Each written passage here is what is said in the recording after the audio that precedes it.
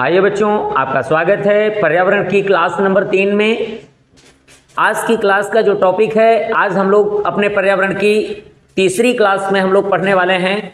हमारे भारत में ही नहीं, पूरी दुनिया में जो हमारे पारिस्थितिकी हैं या फिर पारिस्थितिकी तंत्र हैं, उनके बारे में हम लोग यहाँ पर देखेंगे। और दूसरी चीज, जैसे कि अभी हम लोग देख रहे हैं कि ये जो पर्यावरण हमारा होता है, यानी एनवायरनमेंट जो हमारा है, इस एनवायरनमेंट से संबंधित जो घटक हैं या उनकी जो प्रकार हैं, उन पर भी यहाँ पर हम लोग अध्ययन करेंगे और देखेंगे कि ये जो एनवायरनमेंट होता है, पर्यावरण होता है, ये कितने प्रकार का होता है। इस पर हम लोग पूरा का पूरा अध्ययन करेंगे। चलते हैं, सबसे पहले हम लोग बात करते हैं अपने पारिस्थितिकी और पारिस्थितिकी तंत्र के साथ पर्यावरण का जो सबसे पहला स्टेप आपका है। तो सबसे पहले जब हम लोग यहाँ पर अपने प्रश्न की बात करेंगे, तो पर्यावरण कितने प्रकार का होता है, हमारे इस जगत में जो पर्यावरण है कितने प्रकार का होता है, तो ध्यान रखेंगे पर्यावरण जो होता है वो 2 प्रकार का होता है। एक को हम लोग बोलते हैं जैविक पर्यावरण बोलते हैं, ध्यान रखना है, इसे क्या कहते हैं, जैविक पर्यावरण के नाम से जानते हैं। और दूसरे को क्या कहते हैं, अजैविक पर्यावरण के नाम से जानते हैं। इस बात को ध्यान रखेंगे, पर्यावरण। बिल्कुल। अब प्रश्न आपका ये बनता है कि जब भी कभी, बिल्कुल ये बात वेरी वेरी मोस्ट में आती है, ध्यान रखेंगे, जब भी कभी हम लोग अपने एनवायरनमेंट में जैविक पर्यावरण तथा अजैविक पर्यावरण यानी भौतिक पर्यावरण को हम लोग क्या करते हैं, जोड़ देते हैं। यानी क्या कर देते हैं, बिल्कुल बात को समझेंगे, ढंग से समझेंगे। जब भी कभी जैविक पर्यावरण प्लस भौतिक या अजैविक पर्यावरण यानी हम दोनों को जोड़ देते हैं, तो हमें क्या प्राप्त होता है, बराबर हमें प्राप्त होता है। बिल्कुल नोट कर लीजिएगा, ग्राफ बना लीजिएगा, जिसमें कोई भी गड़बड़ी ना हो, यानी कि हम अपनी क्लास में बिल्कुल एक स्टेप आगे बढ़ते चलें। तो यहाँ पर जैविक एवं भौतिक जब जोड़ेंगे तो हमें प्राप्त होता है जिसे बायोम कहा जाता है। क्या कहते हैं, ध्यान रखेंगे, बायोम के नाम से इसे हम लोग जानते हैं। अब ये जो बायोम होता है, तो बायोम की परिभाषा क्या होती है, तो बिल्कुल परिभाषा आपके सामने है, केवल आपको समझना यहाँ पर जरूरी है कि जब ये इसकी परिभाषा हो जाती है कि बायोम की परिभाषा क्या है, जब जैविक पर्यावरण, ध्यान रखेंगे, तथा अजैविक पर्यावरण, ध्यान रखना, अजैविक पर्यावरण को मिलाते हैं। यानी कि जब दोनों को मिला देते हैं, दोनों घटकों को मिला देते हैं, तो हमें क्या प्राप्त होता है, ध्यान रखेंगे, हमें बायोम प्राप्त होते हैं। और ये जो बायोम होते हैं वो कितने प्रकार के होते हैं, तो वो हम पहले इनके जैविक जो पर्यावरण होते हैं उनके जो प्रकार हैं और अजैविक जो पर्यावरण हैं इनके जो प्रकार हैं, तो पहले इनमें हम लोग यहाँ पर देखेंगे कि इनके प्रकारों को यहाँ हम गौर से देखें पहले, उसके बाद हम लोग अपने बायोम के प्रकार देखेंगे। तो सबसे पहले जैसे यहाँ जैविक पर्यावरण की बात की जा रही है, तो जैविक पर्यावरण में बिल्कुल सीधा सा प्रश्न होता है, एक में सभी क्या आते हैं, एक में सभी जंतु आते हैं, ध्यान रखेंगे, सभी जंतु आते हैं, और दूसरे में सभी आती हैं, ध्यान रखेंगे, वनस्पतियां। ठीक है, वनस्पतियां आ जाती हैं। ध्यान रखें इस बात को कि जब भी हम जैविक पर्यावरण की बात करते हैं, तो जैविक पर्यावरण कितने प्रकार का होता है। जैविक पर्यावरण को 2 भागों में बांटा गया है, वो भाग कौन कौन से हैं, ध्यान रखेंगे। एक में हम लोग जंतु को रखते हैं, सभी जंतु आते हैं, और दूसरे में सभी प्रकार की वनस्पतियां आती हैं। भौतिक पर्यावरण की जब हम लोग देखेंगे, तो यहाँ पर क्या होता है, तो भौतिक में सदैव एक आपको चीजें देखने को मिलेंगी जो कि भौतिक पदार्थी अवस्था की वस्तुएं होती हैं, चीजें होती हैं, उनसे बना हुआ जो हमारा पर्यावरण होता है उसे हम क्या कहते हैं, भौतिक या फिर अजैविक पर्यावरण कहते हैं। अजैविक क्यों कहा जाता है, क्योंकि इसमें किसी भी प्रकार का जीवन नहीं होता है, इसलिए हम इसे अजैविक के नाम से जानते हैं। अब यहाँ पर अगर यदि हम देखते हैं तो बिल्कुल सीधा सीधा हो जाता है। तो यहाँ पर एक होता है जल पर्यावरण, ठीक है, बिल्कुल याद रखेंगे, बार बार हम नहीं लिखेंगे। एक होता है जल पर्यावरण, एक होता है यहाँ पर वायु पर्यावरण, और अगला होता है आपका स्थल पर्यावरण यहाँ पर होता है। बिल्कुल आप अपने ग्राफ को बना लीजिएगा, पर्यावरण, ठीक है। ये तो यहाँ पर कितने प्रकार में ये जो अजैविक पर्यावरण है इसके कितने प्रकार हैं? अजैविक पर्यावरण के यहाँ कुल 3 प्रकार आते हैं। जल पर्यावरण, वायु पर्यावरण और स्थल पर्यावरण के नाम से जाना जाता है। और जैविक पर्यावरण को 2 नाम से जाना जाता है, यानी इसके 2 प्रकार हैं। एक को जंतु पर्यावरण, एक को वनस्पति पर्यावरण कहा जाता है। तो यहाँ पर हमने आपको क्या बताया है कि इसमें चाहें तो बिल्कुल सिंपल सी बात नोट करेंगे, इसे लिखते हैं जंतु पर्यावरण, बिल्कुल ठीक है। और इसे क्या लिखते हैं? वनस्पति पर्यावरण के नाम से इसे जाना जाता है। तो जंतु पर्यावरण और दूसरा होता है वनस्पति पर्यावरण, ये जो आपका होता है। तो इस जंतु पर्यावरण में सभी प्रकार के जीव जंतु आते हैं एवं जानवर आते हैं। वनस्पतियों में सभी प्रकार की वनस्पतियां, पेड़ पौधे सब कुछ इसमें समाहित कर लिया जाता है। तो अब यहाँ पर वही बात आई, परिभाषा के हिसाब से सभी जीव जंतु इसमें क्या आते हैं? सभी जीव जंतु आते हैं, ठीक है। और इसमें क्या आते हैं? इसमें आते हैं सभी वनस्पतियां आ जाती हैं, सभी पेड़ पौधे भी इसी में आ जाते हैं। इस चीज को ध्यान रखें। अब हम लोग चलते हैं अपने अजैविक या जो भौतिक पर्यावरण कहा जाता है, इसके जो भाग होते हैं तो इनके बारे में गौर करिएगा। जैसे कि जल पर्यावरण में आप क्या देखेंगे? तो जल पर्यावरण में यहाँ पर आप देखेंगे सागर, सरिता, ध्यान रखें, सागर, सरिता यानी नदी जिसे आप बोलते हैं, महासागर, झील, ये जैसे कि अभी आप समझ पाएं जो कि एक जल का ऐसी राशि जहां पर सभी प्रकार के शैवाल हैं, वनस्पतियां हैं एवं उनमें जीव जंतु पाए जाते हैं। तो वहां पर एक उनका एक पर्यावरण होता है, जीव जंतुओं के आसपास का जो घेरा होता है, वनस्पतियों के आसपास का जो घेरा होता है उसे पर्यावरण कहा जाता है। ध्यान रखेंगे पर्यावरण क्या होता है, तो चाहे तो जल में रहने वाले जीव जंतु एवं वनस्पतियों के आसपास का घेरा हो, चाहे तो अब बात वायु की जा रही है तो वायु में भी कई स्टेप होते हैं। तो सबसे पहले यहाँ पर आपका होता है क्षोभ मंडल का पर्यावरण होता है, दूसरा क्या होता है? सम ताप मंडल का पर्यावरण होता है, उसके बाद मध्य मंडल का पर्यावरण होता है, उसके बाद आयन मंडल, क्या कहते हैं इसे? आयन मंडल का पर्यावरण होता है। और बिल्कुल लास्ट में जिसका एक और पार्ट होता है जिसे बहिर्मंडल के नाम से जानते हैं, यानी कि बहिर्मंडल कहा जाता है। तो इस चीज को भी आप थोड़ा सा ध्यान रखेंगे कि यहाँ पर वायुमंडल के भी कई भाग होते हैं जहां पर जीव जंतु एवं बैक्टीरिया एवं विषाणु एवं जीवाणु सभी निवास करते हैं। तो उनके आसपास का जो घेरा होता है उसे वायु पर्यावरण कहा जाता है। अब हम लोग चल रहे हैं अपने तीसरे स्टेप पर, यानी कि अजैविक पर्यावरण में जो एक प्रकार आता है जिसे स्थल पर्यावरण कहा जाता है। तो स्थल पर्यावरण में सबसे पहले यदि हम बात करेंगे तो मैदानों की बात करेंगे। मैदानों की अगर हम बात कर रहे हैं तो यहाँ सभी मैदान आ जाते हैं।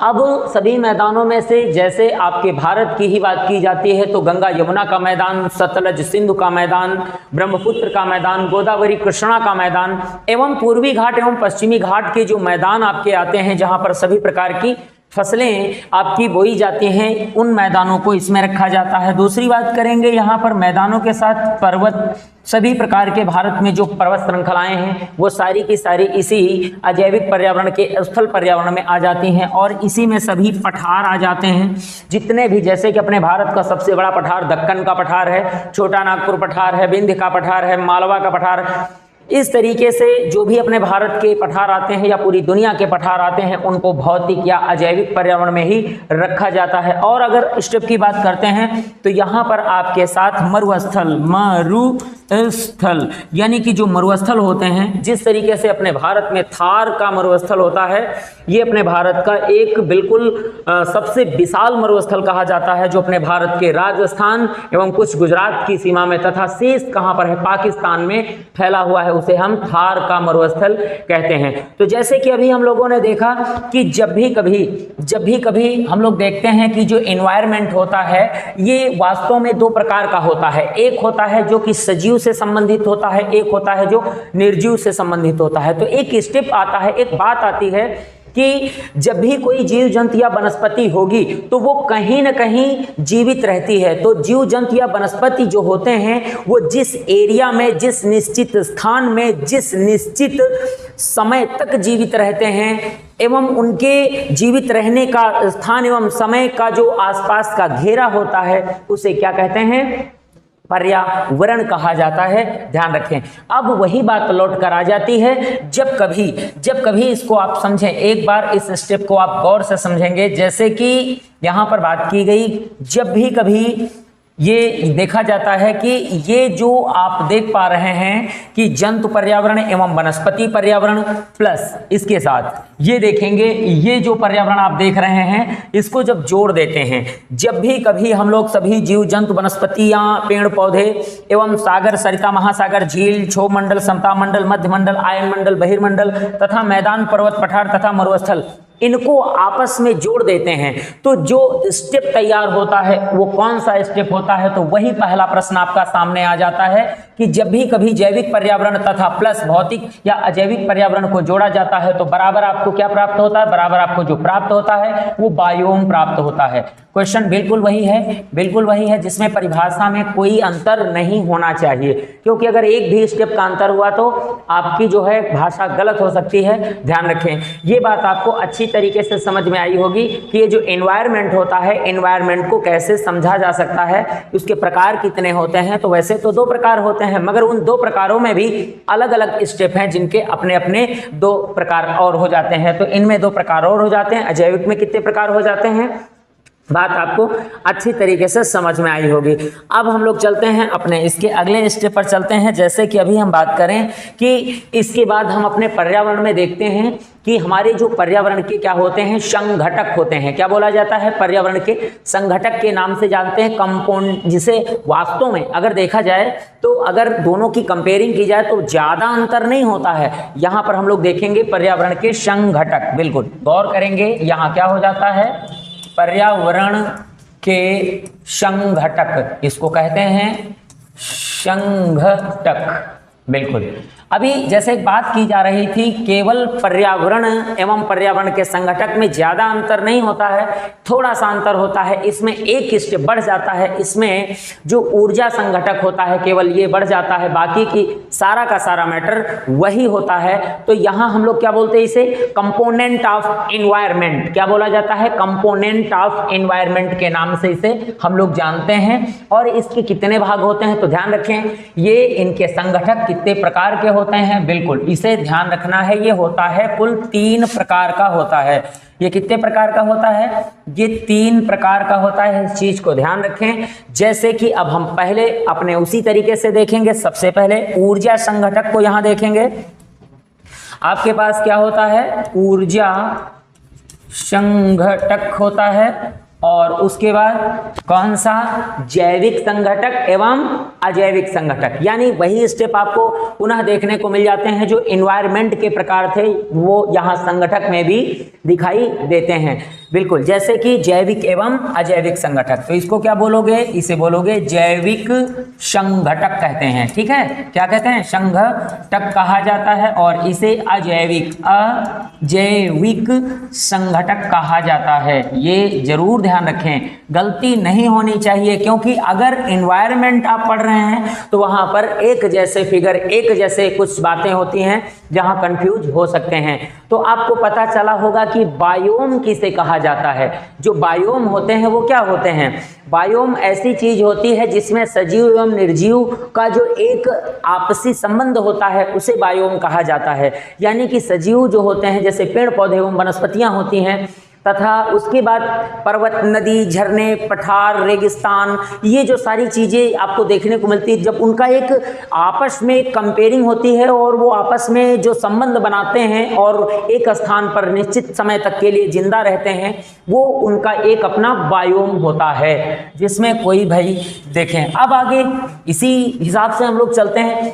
अब जैसे आपसे पूछा जाए कि ये जो संघटक होते हैं, जैसे अभी बात की गई यहाँ पर कि ये जो संघटक आपको दिखाई दे रहा है ऊर्जा संघटक, ऊर्जा संघटक में ध्यान रखना है आपको सौर तथा भूतापीय, इनके कितने प्रकार बता दिए जाते हैं। वैसे तो यहाँ पर सबसे पहले यही होता है सौरीय, इसको बोलते हैं सौर तथा भूतापीय, यानी कि ऊर्जा संघटक के अंतर्गत वास्तव में रखा तो 2 को ही जाता है, मगर जब देखेंगे ये ऊर्जा के बारे में देखेंगे तो हमें कई प्रकार की ऊर्जा प्राप्त होती है जिसका प्रयोग मानव अपनी सुविधा के अनुसार करता रहता है, ठीक है। मगर वास्तव में प्रकृति के द्वारा जो हमें मूल रूप से डायरेक्टली ऊर्जा मिल रही है वो पहले स्टेप में किन प्रकार से मिल रही है ऊर्जा संगठक में, सौरीय और भूतापीय मिल रही है। तो इसके साथ अन्य ऊर्जाओं में जैसे हम लोग यहाँ कह सकते हैं ज्वारीय ऊर्जा संगठक या फिर पवन ऊर्जा संगठक इसको कहते हैं, ठीक है। तो ये देखेंगे ये अलग अलग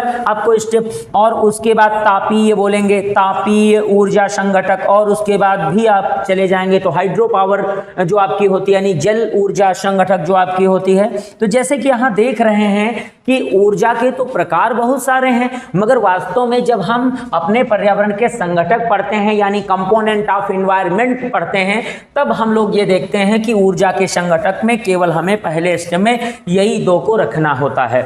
और इनके साथ साथ जब हम जैविक में आते हैं तो इस चीज को ध्यान रखें, यहाँ पर थोड़ा चेंज हो जाता है। क्यों चेंज हो जाता है?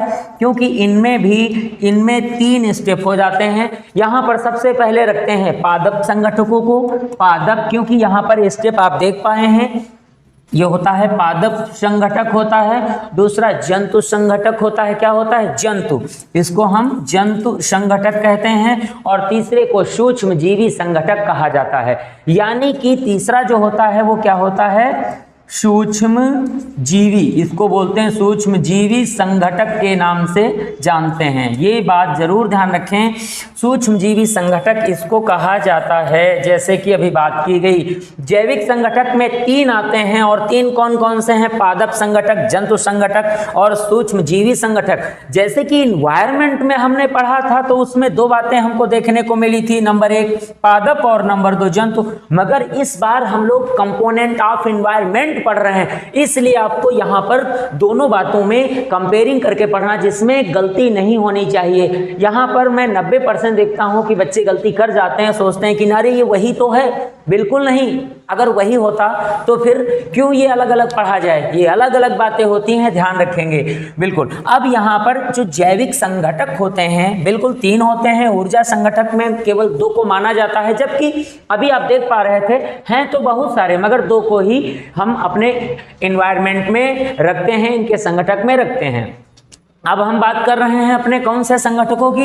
हम बात कर रहे हैं अपने कौन से संगठकों की? जो अजैविक संगठक हैं या फिर भौतिक संगठक हैं। ये भी कितने प्रकार के होते हैं? ये भी वास्तव में 3 ही प्रकार के होते हैं। जैसे कि इसके पहले पर्यावरण में आपने पढ़ा था, उनके जो प्रकार पढ़े थे, तो एक होता है आपका जल संगठक होता है, एक वायु संगठक होता है, और एक होता है स्थलीय संगठक होता है। तो ये जलीय कहा जाता है, ये वायुवी बोला जाता है, वायवीय बोलते हैं इसको, ठीक है, ध्यान रखेंगे, वायवीय कहते हैं इसको, स्थलीय संगठक के नाम से जाना जाता है। जैसा कि आपने यहाँ पर देखा कि ये बातें बिल्कुल आपको अलग अलग दिखाई दे रही हैं, जो कि स्टेप बाय स्टेप आप देख पाए हैं कि यहाँ संगठकों में नंबर 1, नंबर 2 और नंबर 3।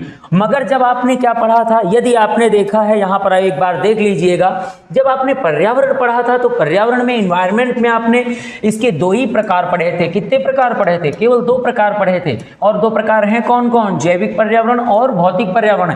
इसमें आप देखेंगे तो दोनों में यही अंतर आपको देखने को मिलता है। यहाँ पर प्रकार नहीं है, यहाँ उनके संगठक हैं जिनसे मिल के हमारा एनवायरनमेंट बनता है, ठीक है, जिनसे मिल के बनता है।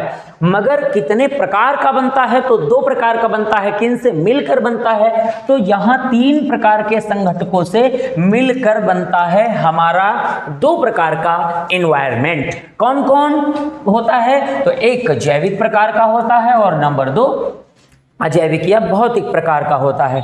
चलते हैं हम लोग अपने अगले प्रश्न की ओर चलते हैं। इसी में जैसे कि अभी यहाँ पर बात की जा रही थी कि जैसे हम इसको देखना प्रारंभ करते हैं तो इसमें कुछ छोटी छोटी बातें हम लोगों को देखने को मिल जाती हैं, जिनके माध्यम से यदि देखा जाए तो एक स्टेप से दूसरे स्टेप को समझा जा सकता है। जैसे कि अगर हम बात करें तो कोई भी एक स्टेप दूसरे स्टेप के बीच की जो कड़ी बनाते हैं, तो वहाँ पर यदि हम लोग देखेंगे क्या, अब सबसे पहले यदि हम पारिस्थितिकी के बारे में देखते हैं तो चलिए सबसे पहले यहाँ पर हम लोग देखते हैं जैसे पारिस्थितिकी, ये जिसे हम लोग बोलते हैं पारिस्थितिकी के नाम से जाना जाता है। अब पहला प्रश्न हम अपने एनवायरनमेंट से जैसे अगले स्टेप पर आते हैं तो हम लोग सबसे पहले क्या देखते हैं, पारिस्थितिकी देखते हैं, यानी कि जिसे हम इकोलॉजी कहते हैं। इसे क्या बोलते हैं, इसे बोला जाता है इकोलॉजी। यानी कि जब हम अपने एनवायरनमेंट का पूरा अध्ययन करते हैं तो उसमें हमें पारिस्थितिकी शब्द देखने को मिलता है। तो पहला प्रश्न यही बनता है कि पारिस्थितिकी या फिर इकोलॉजी जो शब्द है इसके जनक कौन है। तो जो इकोलॉजी शब्द होता है इसके अर्नेस्ट हैकल, इसके जनक कौन है, शब्द के जनक। बिल्कुल इस शब्द को ध्यान रखेंगे, शब्द के जनक। इस शब्द का जो जनक है वो कौन है, तो बिल्कुल अर्नेस्ट हैकल। इन्हें क्या कहते हैं, अर्नेस्ट हैकल के नाम से जाना जाता है। ये जरूर ध्यान रखेंगे, ठीक है, अर्नेस्ट हैकल कहते हैं। ठीक, अब दूसरी चीज जैसे हम यहाँ देखेंगे एक पॉइंट और इसका बिल्कुल जैसा देखने को आपको मिलता है, जैसे इसी शब्द में हम क्या कर दें कि कई सारी चीजों को विस्तृत कर दें, बड़ा कर दें, थोड़ा इसका एरिया बढ़ा दें। तो कुछ नहीं करना है, बस इसमें थोड़ा सा शब्द जोड़ देना है। जैसे हम लोग बोलते हैं पारिस्थितिकी तंत्र जिसे कहते हैं, ये क्या बोल देते हैं, इसे पारिस्थितिकी तंत्र बोल देते हैं। अब वही बात आती है कि जैसे हमने ऊपर वाले शब्द को इकोलॉजी के नाम से जो जनक कहे जाते हैं वो कौन थे, इस शब्द के जनक अर्नेस्ट हैकल थे। तो यहाँ पारिस्थितिकी तंत्र शब्द की बात आती है और ये जो पारिस्थितिकी तंत्र होता है ये इकोसिस्टम कहलाता है। क्या कहलाता है, इसे इको सिस्टम के नाम से जानते हैं भाई, ये ध्यान रखेंगे। अब प्रश्न आता है कि इसका जनक कौन है, तो यहाँ पर एजी टांसले जिसे हम लोग कहते हैं, ये एजी टांसले इसके जनक कहे जाते हैं। जैसा कि हम अपनी इसकी पहली क्लास में पढ़ चुके हैं, इसके परिचय के बाद हम दूसरी क्लास में भी पढ़ चुके हैं कि हमारे इन शब्दों से संबंधित जो जनक हैं और जो हमारा परिचय है एनवायरनमेंट का उससे संबंधित जो शब्द हैं, और सभी जो क्लासें अभी तक हुई हैं, केवल अभी तीसरी क्लास आपकी चल रही है, तो उसमें जो भी आपने समझा है स्टेप बाई स्टेप देखा है, तो उसी स्टेप में हम लोग आगे बढ़े हैं जिसे हम इकोसिस्टम के नाम से जानते हैं। और ये इकोसिस्टम जो होता है वो क्या होता है, वास्तव में ये हमारे पर्यावरण का सबसे बड़ा और सबसे विस्तृत रूप होता है, जिसमें हर एक चीज को जोड़ लिया जाता है, हर एक घटक को जोड़ लिया जाता है तथा सभी प्रकार के इनसे संबंधित जुड़े अध्ययन भी जोड़े जाते हैं। उसे हम क्या कहते हैं, पारिस्थितिकी के नाम से जानते हैं। जैसा कि अभी हम लोग बात करें अभी कि यहाँ पर जीव जंतु, वातावरण एवं उनके संबंधों का अध्ययन किया जाता है। क्या किया जाता है, यहाँ पर वही चीज आती है। तो जैसे देखेंगे जीव जंतु वनस्पति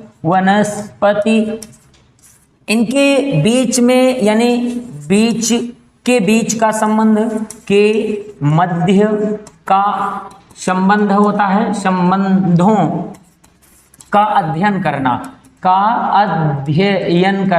यानी कि सीधी सी बात, जो हमारे जीव हैं, जो जंतु हैं, जो वनस्पतियां हैं, वो किसी न किसी आधार पर आपस में जुड़े हुए हैं, एक दूसरे के जो हैं पूरक कहलाते हैं। क्योंकि जो वनस्पतियां होती हैं वो क्या काम करती हैं, ये काम करती हैं उत्पादकों का काम करती हैं, और जो आपके पास जीव जंतु होते हैं ये सदैव उपभोक्ता का काम करते हैं। ये चीज जरूर ध्यान रखेंगे। तो जहां पर उत्पादक उपभोक्ता के बीच के जो संबंध होते हैं, उनके वातावरण के संबंध होते हैं, उनके जीवों के समुदाय के संबंध होते हैं। जैसे एक प्रकार की वनस्पति है तो एक प्रकार की, दूसरे प्रकार की वनस्पति है तो जलीय वनस्पति, मरुस्थलीय वनस्पति एवं कैक्टस, या फिर रेगिस्तानी, या फिर किसी प्रकार की लवणीय वनस्पति। तो अलग अलग वनस्पतियों का जो समूह होता है, अलग अलग जीवों का जो समूह होता है, उनके बीचों में जो संबंध स्थापित होते हैं उनको क्या कहा जाता है, उनको पारिस्थितिकी तंत्र कहा जाता है। और इसकी खोज करने वाले कौन थे, एजी टांसले इसकी खोज करने वालों में से रहे हैं। अब जैसे यहाँ पर छोटी छोटी बातों का कभी कभी अध्ययन हम लोग करते हैं तो और ज्यादा गहराई में जाते हैं। तो जैसे कि जैविक, अजैविक एवं ऊर्जा संगठक, यहाँ पर क्या आता है, पारिस्थितिकी तंत्र में क्या क्या आता है, तो बिल्कुल भाई जब बहुत ही गहराई में हम लोग चलते हैं तो कुछ नहीं, जैसे कि अभी हमने ऊपर पढ़ा है कि इसमें सदैव रखा जाता है तीनों संगठकों को, इसमें रखा जाता है जैविक संगठक, अजैविक संगठक, जैविक संघटक और अजैविक संघटक और कौन सी, ऊर्जा संघटक रख लिए जाते हैं। तो इनके बीच के अध्ययन, इनके बीच के सभी जब अध्ययन किए जाते हैं तो उसे पारिस्थितिकी तंत्र कहा जाता है। बात अच्छी तरीके से समझ में आई होगी कि जैसे कि अभी आज की क्लास में आप लोगों ने देखा तो इसमें 2 स्टेप देखें। एक अलग से आपने देखा एनवायरनमेंट के बारे में देखा और दूसरा आपने देखा है कंपोनेंट ऑफ जो आपका एनवायरनमेंट होता है, ये आपने अलग से देखा। तो दोनों के बीच में कंपेयरिंग जरूर बनाए रखें जिसमें से कभी भी आप कंफ्यूज ना हो। आज की क्लास बस यहीं तक, मिलते हैं अगली क्लास में, तब तक के लिए जय हिंद।